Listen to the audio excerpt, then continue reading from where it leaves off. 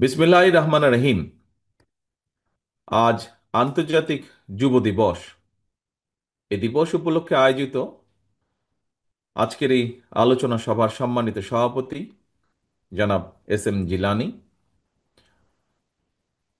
উপস্থিত বাংলাদেশ জাতীয়তাবাদী দল মহাসচিব জনাব মির্জা ফখরুল ইসলাম আলমগীর, মঞ্চে উপস্থিত রাজনৈতিক দলের বিভিন্ন রাজনৈতিক দলের নেতৃবৃন্দ, উপস্থিত বিশিষ্ট ব্যক্তিবর্গ এবং আমার সামনে উপস্থিত প্রিয় সহকর্মীবৃন্দ, ছাত্রদল, যুবদল, স্বেচ্ছাসেবক সহ তরুণ যুবক ভাই ও বোনেরা, আসসালাম আলাইকুম। সম্মানিত আলোচকগণের তথ্য সমৃদ্ধ আলোচনায় যুব দিবসের গুরুত্ব এবং তাৎপর্য সম্পর্কে আপনাদের সামনে তাদের মতামত এতক্ষণ তুলে ধরেছেন। সবার আলোচনায় দেশের চলমান পরিস্থিতিও আমাদের সামনে কম বেশি উঠে এসেছে। তবে যদি খেয়াল করে দেখুন, অনেকের আলোচনাতেই একটি বিষয় স্পষ্ট হয়ে উঠেছে। কি সেটি? প্রযুক্তি বিশ্বে নিজেদের অস্তিত্ব রক্ষার স্বার্থেই তরুণ যুব সমাজকে প্রযুক্তিগত এবং কারিগরি শিক্ষায় দক্ষতা অর্জন করার কোনোই বিকল্প নেই, এই বিষয়টি উঠে এসেছে।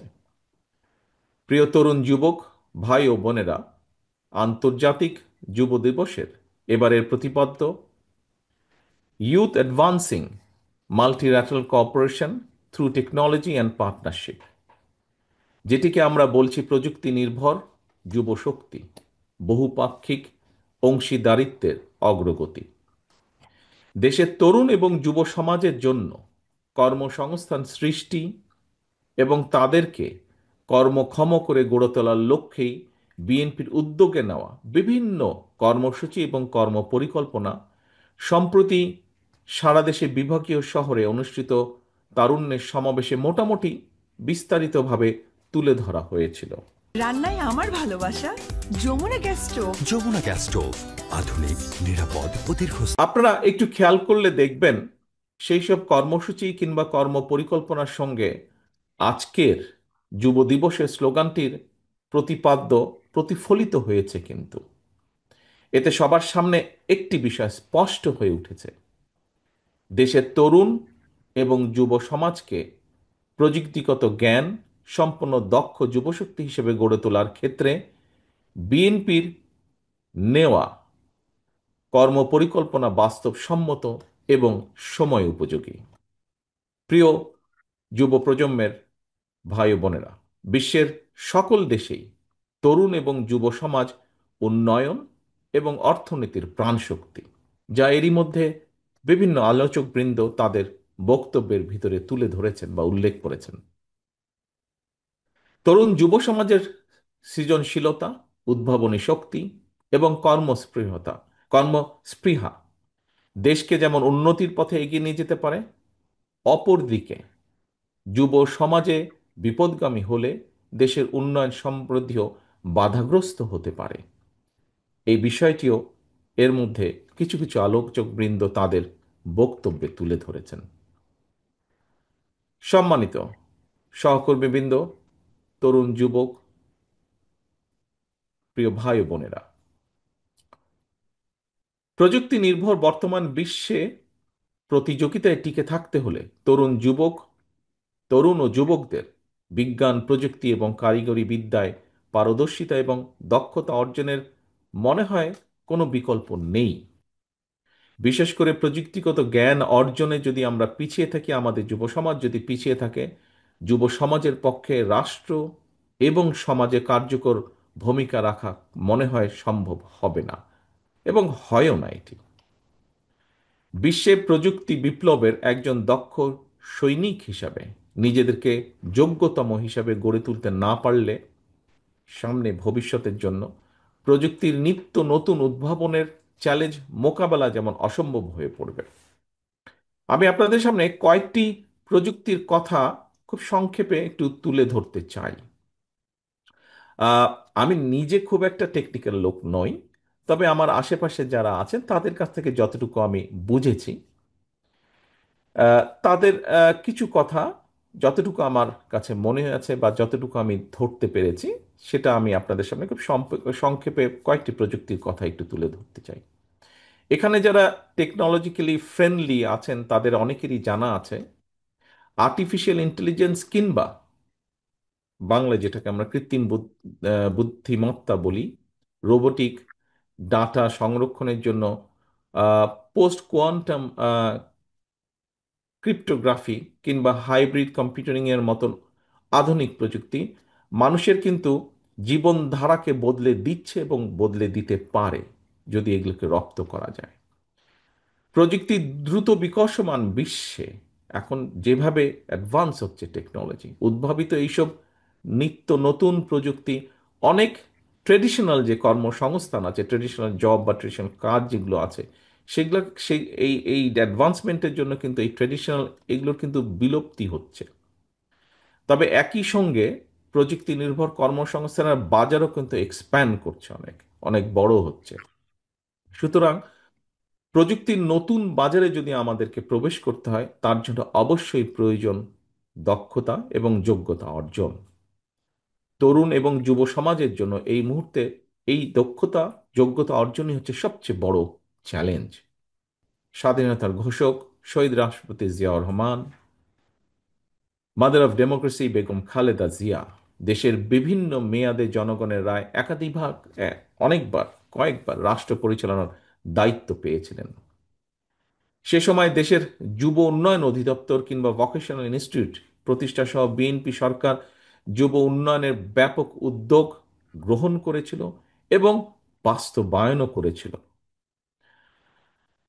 ইনশাল্লাহ আগামীতে বিএনপি জনগণের রায় চলমান বিশ্বের প্রযুক্তিগত চ্যালেঞ্জ মোকাবেলার জন্য প্রযুক্তি সুবিধা ব্যবহারের জন্য দেশের তরুণ যুবশক্তিকে সব ধরনের সহায়তা দেওয়ার লক্ষ্যে বিএনপি এরই ভিতর প্রয়োজনীয় উদ্যোগ এবং পরিকল্পনা গ্রহণ করছে, যা আমাদের এখানে আহ, তরুণ আলোচকবৃন্দের কথা থেকে বেরিয়ে এসছে। তরুণ যুবশক্তির প্রতি আমার একটা আহ্বান থাকবে, নিজেদেরকে প্রযুক্তি শিক্ষায় দক্ষ এবং যোগ্য করে গড়ে তুলুন। আপনাদের সাফল্য যাত্রাকে সহজ করার জন্য বিএনপি সম্ভাব্য সকল পরিকল্পনা এবং বাস্তবায়নের উপায় নিয়ে কিন্তু কাজ করছে, তৈরি করছে। এর মধ্যে তরুণ যুবক প্রিয় ভাই বোনেরা, বিএনপি বিশ্বাস করে প্রযুক্তি নির্ভর তারুণ্য এবং যুবশক্তি গড়তে হলে যুবশক্তির প্রযুক্তিগত কর্মদক্ষতা অবশ্যই বাড়াতে হবে। প্রযুক্তির সঠিক ব্যবহার শিখতে হবে, শেখাতে হবে। তরুণ যুবকদের প্রযুক্তি নির্ভর হওয়ার জন্য রাষ্ট্রীয় কিংবা সরকারি উদ্যোগের সুযোগ সুবিধা অবশ্যই আমাদের পক্ষে যতটুকু সম্ভব হবে সেটি নিশ্চিত করার ব্যবস্থা উদ্যোগ আমরা গ্রহণ করব ইনশাআল্লাহ। আমি দেশের কিশোর তরুণ এবং যুব প্রজন্মকে বলতে চাই, প্রযুক্তি নির্ভর বর্তমান এবং ভবিষ্যৎ প্রজন্ম গড়ে তোলার লক্ষ্যে বিএনপির বিভিন্ন পর্যায়ের নানামুখী পরিকল্পনা রয়েছে। পরিকল্পনার দ্রুত বাস্তবায়নের লক্ষ্যে বিএনপির উদ্যোগে আমরা এরই ভিতরে বিশেষজ্ঞ টিম কাজ করছে। আমাদের স্কুল পর্যায় থেকে শিক্ষা কারিকুলামে প্রযুক্তি বিষয়ক শিক্ষা বাধ্যতামূলক হিসেবে অন্তর্ভুক্তির জন্য আমাদের টিমগুলো কাজ করছে, প্রয়োজনীয় প্ল্যানিং তারা তৈরি করছে। তারুণ্য এবং যুবশক্তি যারা শিক্ষা কারিকুলামের বাইরে রয়েছেন তাদের প্রযুক্তি নির্ভর কর্মদক্ষতা বাড়ানোর জন্য আমাদের আলাদা কিছু প্ল্যানিং বা প্রোগ্রাম আমরা নিয়েছি, আমরা পরিকল্পনাগুলো করছি। যুবশক্তি যাতে প্রশিক্ষিত হয়, আনস্কিল লেবার যাতে স্কিলড হতে পারে এবং দেশে বিদেশে দক্ষ জনশক্তি হিসাবে কাজ করতে পারে, সে লক্ষ্যেও কিন্তু আমরা বিদেশি ভাষা শিক্ষা সহ বিভিন্ন রকমের প্রশিক্ষণ কোর্সের পরিকল্পনা আমাদের টিমগুলো তৈরি করছে। এটারই একটা অংশ হিসাবে যুব উন্নয়ন অধিদপ্তরকে আরও বেশি গতিশীল এবং কার্যকরী করে তোলার একটা সুযোগও রয়েছে। সারা দেশে ভোকেশনাল ইনস্টিটিউট যেগুলো আছে এগুলোর মাধ্যমে প্রযুক্তি এবং কারিগরি শিক্ষা বিষয়ক প্রশিক্ষণ প্রদানেরও আমাদের সুযোগ রয়েছে। আগ্রহী যারা যুবক রয়েছে প্রশিক্ষণের মাধ্যমে তাদেরকে কিভাবে এক্সপার্ট হিসেবে, স্কিলড হিসেবে গড়ে তোলা যায়, বিএনপি সেই পরিকল্পনাগুলো তৈরি করছে। নতুন নতুন কর্মক্ষেত্র কি আছে সেগুলোকে চিহ্নিত করার জন্য আরেকটি টিম আমাদের কাজ করছে। অনেকগুলো বিভিন্ন সেক্টরে বিভিন্ন অনেকগুলো টিম আমরা তৈরি করেছি, এবং এই টিমগুলো যে শুধুমাত্র যে বিএনপির নেতাকর্মীদেরকে নিয়ে তৈরি করা, নট দ্যাট। এখানে বাইরের বহু মানুষ, এক্সপার্ট যারা, যাদের যারা যারা যারা যেই লাইনের এক্সপার্ট, যেই বিষয়ের এক্সপার্ট, তাদেরকেও আমরা এখানে ইনক্লুড করেছি। ফ্রিল্যান্সিং বা আউটসোর্সিং এর সুবিধার বিস্তারের জন্য এই সেক্টরে যে অর্থ যারা কাজ করছেন, অর্থ যেটা যারা যারা যে অর্থটা ওনারা ইনকাম করছেন, এখানে একটা সমস্যা আছে যে সহজ উপায়ে অর্থটা তারা দেশে আনতে পারছেন না, সরাসরি তাদের কাছে আনতে পারছেন না। এবং যাতে তারা আনতে পারেন সেজন্য পেপাল, ওয়েজ, স্ট্রাইপের মতন যেটা ওয়াইজ স্ট্রাইপের মতন যে আন্তর্জাতিক পেমেন্ট গেটওয়ে আছে, এই সুবিধাটা যাতে চালু করা যায়, এর ভিতরে কিভাবে চালু করা যায়, কোথায় কি সমস্যা আছে, এই রিলেটেড যারা লোকজন আছে তাদের সাথেও আমরা আলোচনার চেষ্টা করছি, তাদের সাথে আমরা কথা বলছি, এর মধ্যে তাদের সাথে কথাবার্তাও হয়েছে। উদ্যোক্তা বা এন্টারপ্রেনার আছে যে এটা তৈরির জন্য রাষ্ট্রীয় পর্যায় থেকে সুযোগ সুবিধা কিভাবে দেওয়া যেতে পারে ছোট ছোট এন্টারপ্রেনারকে, সেই বিষয়ে কাজ করছে আমাদের টিম। তারা আমাদেরকে অ্যাডভাইস তৈরি করছে আমাদের জন্য। স্টার্ট আপ বিজনেসকে সার্বিকভাবে কিভাবে উৎসাহিত করার পাশাপাশি তরুণ উদ্যোক্তা বা এন্টারপ্রেনার যাদের আছে তাদেরকে, তাদের জন্য আরও হাইটেক পার্ক বা ইনকিউবেশন সেন্টার স্থাপন, এগুলোরও এগুলা নিয়েও কাজ করছি। এগুলো আমাদের চিন্তা ভাবনার মধ্যে রয়ে গিয়েছে, যেটা নিয়ে আমরা পরিকল্পনা গ্রহণ করতে পারবো এবং বাস্তবায়ন কিভাবে করা যেতে পারে সেটিও আমরা চিন্তা ভাবনা করছি। প্রিয় তরুণ যুবক ভাই বোনেরা, আমি মনে করি তরুণ যুবক উদ্যোক্তা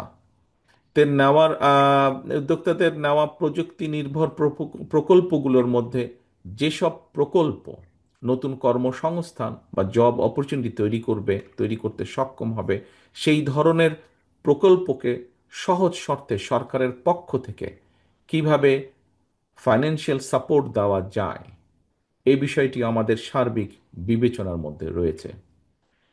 সার্বিক গুরুত্ব দিয়ে আমরা এই বিষয়গুলোকে বিবেচনা করছি।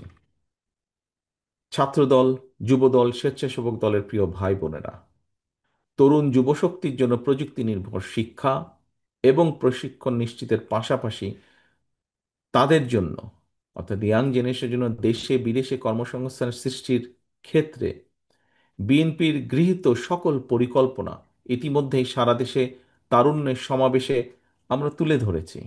এ কারণেই আজকে আবারও আমি এই অনুষ্ঠানে প্রযুক্তি নির্ভর যুব সমাজ গড়ে তোলার ক্ষেত্রে বিএনপির নেওয়া পরিকল্পনাগুলো সংক্ষেপে আমি আবারও আপনাদের সকলের সামনে তুলে ধরলাম। আমি মনে করি শুধুমাত্র নিজের এবং পরিবারের সমৃদ্ধির জন্যই নয়, বরং প্রযুক্তিগত শিক্ষা অর্জনের মাধ্যমে বিশ্ব সমাজে নিজেদের গর্বিত অংশীদারিত্ব নিশ্চিত করার জন্য প্রযুক্তি নির্ভর দক্ষতার বিকল্প নেই। দেশে বিদেশের যে চলমান বাস্তবতা আমরা উপলব্ধি করার মাধ্যমে বিএনপি আগামী দিনের নীতি জনগণের জীবনযাত্রা, জীবন মান উন্নয়নের রাজনীতি, দেশে বিদেশে ব্যাপক হারে আমাদের দেশের মানুষের জন্য কর্মসংস্থান সৃষ্টি এবং নিরাপদ কর্ম পরিবেশ নিশ্চিত করা হচ্ছে আমাদের আগামী দিনের রাজনীতি। প্রযুক্তি এবং কারিগরি শিক্ষা ব্যবস্থা প্রণয়ন এবং তরুণ যুবশক্তিকে প্রযুক্তি নির্ভর করে দক্ষ জনশক্তিতে কিভাবে রূপান্তর করা যায়, এটি হবে আমাদের রাজনীতির অন্যতম আরেকটি মূল লক্ষ্য বা উদ্দেশ্য। প্রিয় তরুণ প্রজন্মের ভাই বোনেরা, প্রতিশোধ, প্রতিহিংসা এড়িয়ে সাহস এবং সততার সঙ্গে এগিয়ে গেলে আমি বিশ্বাস করি বাংলাদেশের সামনে সমৃদ্ধির সম্ভাবনার সকল দ্বার উন্মুক্ত। বাংলাদেশের জনসংখ্যাই হতে পারে একমাত্র আমাদের বাংলাদেশের সাফল্য এবং সমৃদ্ধির নিয়ামক। আমি এই কথাটি এই জন্য বললাম, এই কথাটি বলার কারণ হচ্ছে সাধারণভাবে বললে এইভাবে বলা যায় কোনো একটা দেশের, যে কথাটি এর মধ্যে অলরেডি বলেছেন একজন বক্তা এখানে উল্লেখ করেছেন যে সাধারণভাবে একটা দেশের মোট জনসংখ্যার অর্ধেকের বেশি যখন কর্মক্ষম শ্রমশক্তি থাকে, সেটি হলো কিন্তু ডেমোগ্রাফিক ডিভিডেন্ড। এই ডেমোগ্রাফিক ডিভিডেন্ড বিবেচনায় দেশের বর্তমান জনসংখ্যা দেশের উন্নয়নের প্রধান নিয়ামক হয়ে উঠতে পারে কিন্তু, কারণ বয়সের হিসাবে আমাদের জনসংখ্যার অধিকাংশই কিন্তু কর্মক্ষম। শুধু এই জনসংখ্যাকে জনশক্তিতে আমাদের কনভার্ট বা রূপান্তর করা প্রয়োজন। এবং এ কারণেই বিএনপি মনে করে দেশের জনসংখ্যাকে, বিশেষ করে তরুণ এবং যুবশক্তিকে কারিগরি নির্ভর শিক্ষায় দক্ষ করে গড়ে তুলতে পারলে বর্তমান জনসংখ্যা দেশের জন্য আশীর্বাদ হয়ে উঠবে। দেশের এই কর্মক্ষম জনসংখ্যাকে একদিকে যেমন প্রযুক্তি নির্ভর শিক্ষায় দক্ষ করে গড়ে তুলতে আমরা আগ্রহী, একই সঙ্গে তরুণ যুবকদের আগ্রহী একটি অংশকে খেলাধুলায় পারদর্শিতা অর্জন আমাদের করানো প্রয়োজন। এখানে খুব সম্ভব একজন বক্তা নতুন কুড়ি এই কথাটি উনি বলেছেন ওনার বক্তব্যে। আমি শেষ যেই কথাটা বললাম যে শুধু প্রযুক্তি না, প্রযুক্তির পাশাপাশি একটি অংশ আছে যারা খেলাধুলায় নিজেদেরকে পারদর্শী করে গড়ে তুলতে চান, আমাদেরকে সেই সুযোগটা দিতে হবে। এর ভিতরে আমরা একটি পরিকল্পনা গ্রহণ করেছি। সেই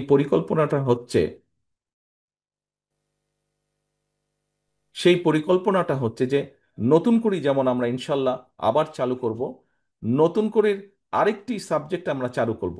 লেখা থাকবে নতুন করে, ব্র্যাকেটে লেখা থাকবে স্পোর্টস বা ক্রীড়া। অর্থাৎ আমরা আমাদের দেশের ভবিষ্যৎ বংশধরদের ভিতর থেকে এই সেক্টরে খেলাধুলায় কারা দক্ষতা প্রদর্শন করতে পারবেন সেই মানুষগুলোকে আমরা বের করে আনবো কালচারাল লাইনের পাশাপাশি।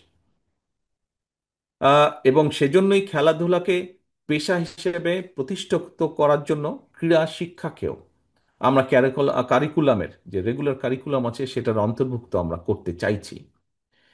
কিশোর তরুণ যুব প্রজন্মকে একাধিক ভাষা শেখার ব্যাপারেও আমাদের নির্দিষ্ট, যেটা এর আগে আমি বলেছি, নির্দিষ্ট আমাদের পরিকল্পনা রয়েছে। স্কুল কলেজের শিক্ষা কারিকুলামের বাইরে থাকা যে আমাদের তরুণ যুবশক্তিকে যুব সম্পদে পরিণত করার জন্য যে সরকারি উদ্যোগ, সেখানে আমরা বিদেশি ভাষা শিক্ষার কোর্স চালু করতে চাই। কোনো একটি প্রযুক্তিগত কিংবা কারিগরি বিষয়ে প্রশিক্ষণ একজন দক্ষ কর্মীর যদি একাধিক বিদেশি ভাষা জানা থাকে, তাহলে আমি দৃঢ়ভাবে এই দেশে বিভিন্নভাবে যেটা আমি দেখেছি যে একজন কোনো একটা বিষয়ে স্কিল আছে তার, কিন্তু তার যদি দু একটা ভাষা বেশি জানা থাকে, তাহলে তাকে কাজের জন্য বসে থাকতে হয় না, কাজের জন্য দৌড়াতে হয় না, কাজই তাকে খুঁজে নিয়ে যায়। এবং এই বিবেচনায় যুবশক্তিকে প্রশিক্ষিত এবং দক্ষ কর্মী হিসাবে কর্মক্ষম করে তোলার জন্য সরকারি ব্যবস্থায় আমরা প্লাম্বিং, ইলেকট্রিশিয়ান, মেকানিক, ল্যাঙ্গুয়েজের পাশাপাশি ডেন্টাল হাইজিনিস্ট কিংবা মেডিকেল টেকনিশিয়ানের মতন দেশে বিদেশে চাহিদা সম্পন্ন স্বল্প মেয়াদী কোর্সগুলো চালু করতে চাই আমরা।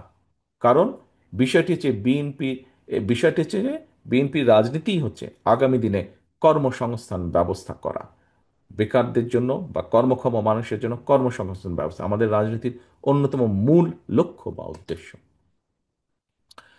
প্রিয় ভাই বোনেরা, আমার একটা বিশ্বাস, আমাদের দল, আপনাদের দল বিএনপির বিশ্বাস, প্রচলিত যে স্লোগান নির্ভর রাজনীতি, এটার দিন কিন্তু এখন ফুরিয়ে এসেছে এটার দিন। জনগণ কিন্তু এখন প্রচলিত রাজনীতির একটি পরিবর্তন চাইছে। জনগণের আকাঙ্ক্ষা, জনগণের যে আকাঙ্ক্ষা নিয়ে সকল বক্তাই প্রায় কম বেশি কথা বলেছেন, এই আকাঙ্ক্ষা পূরণের জন্য প্রতিশ্রুতি নয়, বরং বিএনপি বিশ্বাস করে প্রতিশ্রুতির বাস্তবায়ন। এবং এই কারণেই কিন্তু বিএনপি প্রত্যেকটা সেক্টরে যেই পরিকল্পনাগুলো আপনাদের সামনে তুলে ধরলাম, এই পরিকল্পনাগুলো কিভাবে বাস্তবায়ন করা যায় সেটার জন্য আমাদের একটা প্ল্যানিং আমরা তৈরি করছি, বাস্তবায়ন কিভাবে আমরা করব। আজকের এই যুব সমাজের মাধ্যমে দেশের তরুণ যুবশক্তির কাছে আমার আবেদন, আপনারা বিএনপির গণমুখী কর্মপরিকল্পনাগুলো দেশের সকলের সামনে, জনগণের সামনে তুলে ধরুন। জনগণের রায়, বিএনপি রাষ্ট্র পরিচালনার সুযোগ পেলে সামনের দিনে ইনশাল্লাহ আমরা এই পরিকল্পনাগুলি পর্যায়ক্রমে ইনশাল্লাহ বাস্তবায়ন করব। জনগণের জীবন মান উন্নয়নের সকল পরিকল্পনা যদি বাস্তবায়ন করতে হয়, বিএনপির প্রতি জনগণের স্বতঃস্ফূর্ত সমর্থন প্রয়োজন। জনগণের বাংলাদেশে জনগণের শক্তি প্রতিষ্ঠা করার জন্য আগামী জাতীয় নির্বাচনে বিএনপির আপনাদের সহযোগিতা এবং সমর্থন প্রয়োজন। অন্তর্বর্তীকালীন সরকার এবং নির্বাচন কমিশন জানিয়েছে, ফ্যাসিবাদের ১.৫ দশক পর ফ্যাসিস্ট মুক্ত বাংলাদেশে আগামী ফেব্রুয়ারি মাসে ইনশাল্লাহ জাতীয় নির্বাচন অনুষ্ঠিত হবে। দেশের সকল দেশের সকল নারী পুরুষ ছাত্র তরুণ যুব সমাজ সহ দেশের সর্বস্তরের জনগণের কাছে আমার আহ্বান, আগামী নির্বাচনে ধানের শীষে ভোট ভোট দিন, দেশ গড়ার সুযোগ নিন। আবারও আমি বলি, দেশের সর্বস্তরের জনগণের কাছে আমার আহ্বান, আগামী নির্বাচনে ধানের শীষে ভোট দিন, দেশ গড়ার সুযোগ নিন। আমি আজকে এখানে যারা বক্তব্য রেখেছেন তাদের সকলের সহযোগিতা কামনা করছি। যারা আমার নেতাকর্মী আছেন, যারা সংবাদকর্মী আছেন, সকলের মাধ্যমে আমি আপনাদের দেশের সকল মানুষের কাছে এতটুকু বলতে চাই, ভোট দিলে ধানের শীষে, দেশ গড়ব মিলেমিশে। আল্লাহ হাফেজ। বাংলাদেশ জিন্দাবাদ। বাংলাদেশ জাতীয়তাবাদী দল জিন্দাবাদ।